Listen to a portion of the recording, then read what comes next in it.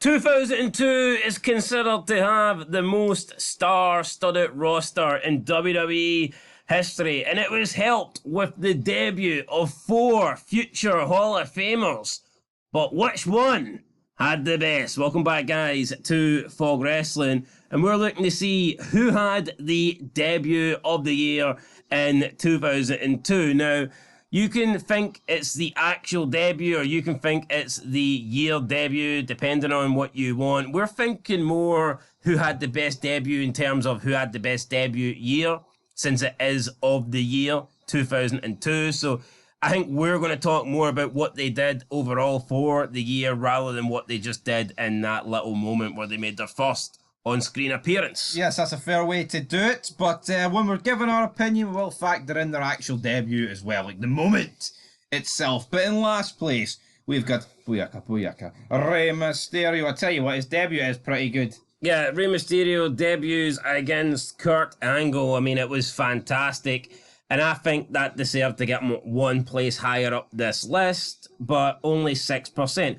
I'm a little bit surprised because people always talk about how good the SmackDown 6 was, and Rey Mysterio played a big part in that. Jump off the cage as well. Yeah, he had that. It's a great moment. I think he should have been one spot higher than this, but I think everybody here pretty much had a good debut here. I think you could tell that all 4 of these guys were going to go on and be big deals. Absolutely, but up next we've got Randy Orton, 8%. This is the guy you think should be last, yes? Yes, his initial debut wasn't really that good. He kind of just came in, second generation star. He was beating guys that are kind of bums on the roster. I think he beat Hardcore Holly. I think he had a win over Al Snow maybe, or Stevie Richards. I mean, he probably beat them both, to be fair. So he was picking up wins that way, and then like towards the end of the year, he got injured and he was doing promos. But I thought those were pretty decent, to be honest. He's on about how close he is and what percentage he is at being back to having a fully working elbow. So he did have a world title match against Taker. Yeah, he had that as well. But I mean, pretty much half the roster had a world title match against Taker. So true. Randy Orton, I think, had a good debut year. There's no doubt about that. But I think Rey Mysterio probably just about edged it over Randy Orton. Yeah, I agree. Up next, though, John Cena, 12%. Doctor of Thuganomics. Great initial debut, then sucked for about 9 months, or maybe a bit less, 7 months, and then ended the year strong. Yeah, great debut, coming out, ruthless aggression, slapping Kurt Angle, slapping the taste out of Angle's mouth. Then he put on a good match with Angle, lost to a roll-up. Then he got into a little bit of a mini feud with Jericho, which was not bad. But unfortunately, after that, he spent like the next 6 weeks, 2 months coming out in those green tights and just walking very stiff, very robotic. Had really nothing to do after that. I mean, he was pretty much lost until he started rapping. And John Cena has come out loads of times and says that he believes if he never found the Doctor of Thuganomics gimmick, he would have been released. And I think that is possible considering the way it was going. It was a great debut, but let's be honest, they didn't really follow up on it. And until he started doing the rapping, it was horrible. Like, I mean, let's be honest, the guy, you couldn't really tell this was a guy that had all that sort of like star power and like that charisma and energy. Because I remember he cut that promo on Test. Remember he made fun of his teeth and it's like, horse teeth, I'm from Canada. What's that all about? That was fucking bad. So yeah, Cena spoke about how he almost got released in 2002, and I mean, I think you can see why. No, absolutely, you can see why, right? But the big man, Brock Lesnar, 74%. Actions speak louder than words. For me, the best debut moment of the year, the best year by a bloody landslide. Guy went for a debut to like the biggest star on SmackDown. You think his debut moment was better than John Cena's? Yeah, I do. Actions speak louder than words. I think him coming in, F5 to Maven, killing half the roster, the fucking power bombs to Spike. I think they picked the right person to sell for Brock Lesnar, didn't they?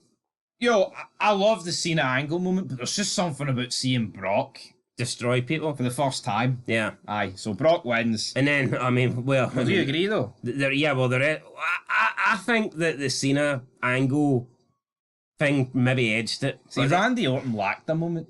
Yeah, he did. Randy Orton sort of just appeared. But yeah, Brock Lesnar, I mean, his year speaks for himself, coming onto the scene, getting propelled straight away, really, won the King of the Ring, getting the world title shot against The Rock, winning the world title, getting betrayed by Heyman, having that great match against Undertaker at No Mercy. I mean, that was a fantastic Hell in a Cell match. So, yeah, the next big thing certainly earned that name, and you could see straight away that he was going to be a top guy. Absolutely, but Smiles59 says, I'll never forget Brock's debut, the perfect F5 to Maven, then he triple powerbomb Spike Dudley like he owed him money, good times. Exactly what I just said.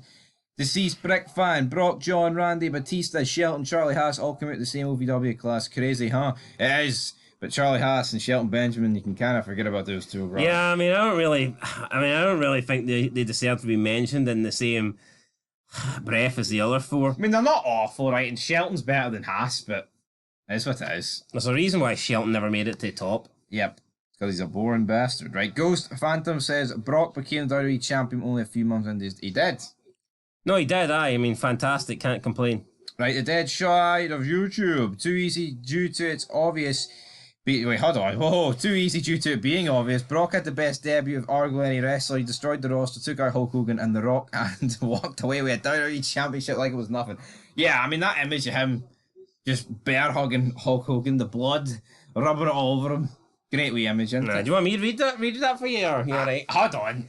I was on the ropes, but then I came back to life. I think you bounced after ropes a few more times. I'm back. Before you came out fighting, but fair enough.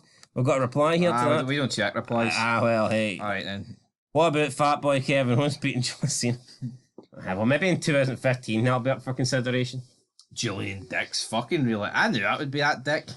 Big Julian. Who's his profile picture, by I the thought it way? was Michael Fangio. I thought it was Michael, but it's no Mongoloid enough to be him. Close, but not close enough. No. Mongoloid, but not Mongoloid enough. Xavier says Brock, but all the other three had better wrestling careers. I mean, probably longevity-wise. But let's not pretend that Brock Lesnar's career sucked. But he's came back and he's ended the streak. And Brock's had a better career than... He's had a better career than Ray. Yes, Ray's got the longevity, right? But let's not pretend that Ray's been a part of more moments than Brock. yeah. You remember way more with Brock than you will with Ray. Like, I don't think Rey Mysterio's had any noteworthy moments since about... Could you not say the same about Randy Orton, though? I'm going to say Ray? about 2006. That low, that Is long? that harsh on Ray? I'm talking like go-tip moments, like that we're always going to remember. I don't remember he won the title, then Cena came out and hoovered at him. Yeah, but that's like a really negative fucking thing. Or what about when he eliminated Cena for... No, he Chamber? didn't. It was Jericho done Three of that. them. Point is, I think Ray and Orton, I think both of them have been like mid-carders for a lot. Well, no, maybe not mid-carders. They kind of are mid-carders. Well, here, if Cena stuck around instead of doing movies, he'd probably be a mid-carder too, which kind of He sucks. fucking is. He comes back and he loses to people who's 37-0. Yeah, I mean, I'm not convinced that... I would say out the four, Cena's had by far the best career. I don't think it's debatable. I'd say it's Cena. But I think you could argue Brock second. Yeah. Now, people will go, Randy Orton had 14 world... A lot of them were forgettable. It's fake, guys. And like you say about Rey Mysterio, Randy Orton, since his heel feud in like 2009 where he was taking on... I don't think a lot he's done after that hasn't been that good, let's be honest. Yeah. No, yeah. That is what it is. I think that is the truth. And when it comes to star power... But I would say Brock has done loads of stuff, though.